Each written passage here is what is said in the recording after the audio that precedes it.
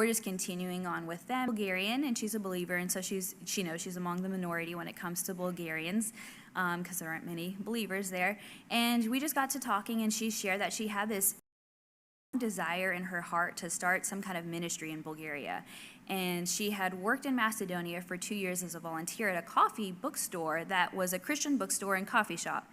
And she was like, I've always wanted to do this. And I said, oh, that's so cool. Chris and I love coffee. We always wanted to open a coffee shop, but, we decided to... And books. And books, yes, of course. We love books.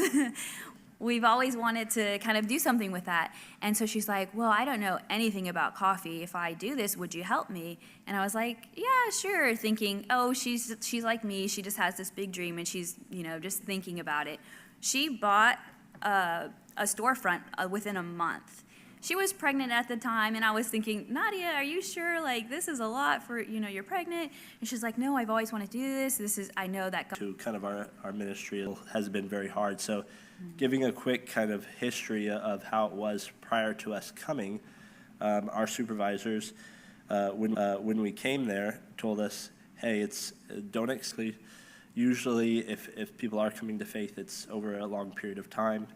And we haven't seen, they said, we haven't seen anyone come to faith in the last 6 years that we've been there, and they'd been there for 6 years at that time. So, and so that was a little hard hearing that when we first arrived, thinking, okay, what are we going to be able to do here? How much time is it going to take? Is it going to be a situation where we're serving for 6, 7, 8 years and we don't see anyone come to faith?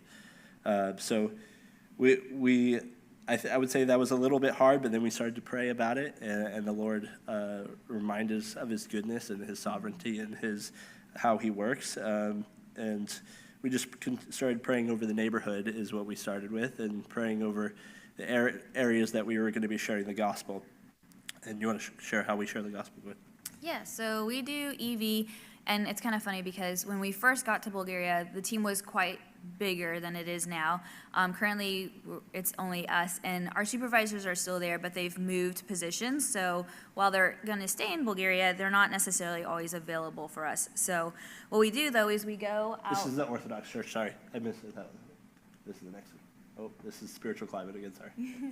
My bad. We'll skip ahead here. Yeah, so we tend to go out here. This is called the National Palace of Culture, and it's kind of a main area in the middle of the city. A lot of people go through here. They'll pass through for a lunch. They take their lunch breaks. Bulgarians love nature, so they'll take their lunch breaks out on a bench. So we found that this is a really good place to do EV. What we do for evangelism is we tend to focus on spiritual surveys because, like I said earlier, they're not closed off to religion or spirituality. So we just say, hey, we have a spiritual survey. We'd love to hear what your worldview is. And we ask them 3 questions. We'll ask them the ones that we tend to gravitate towards just to see what they believe about God and get quickly a little snapshot of where they're at spiritually. Is we'll ask them how do you think the world began? Why do you think there's bad things in the world? For about 2 hours while the kids are at school.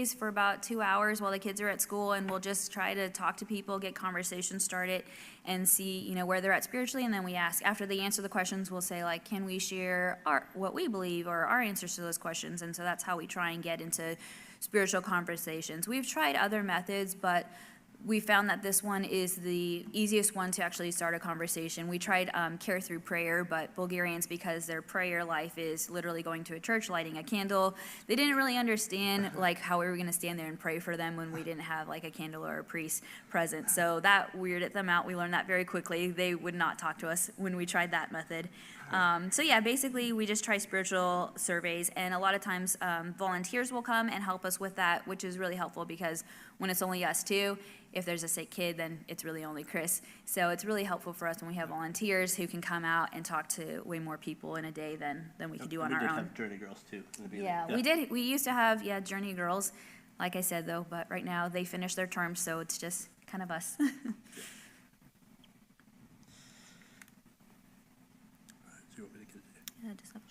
Okay, so when we talk about what we have seen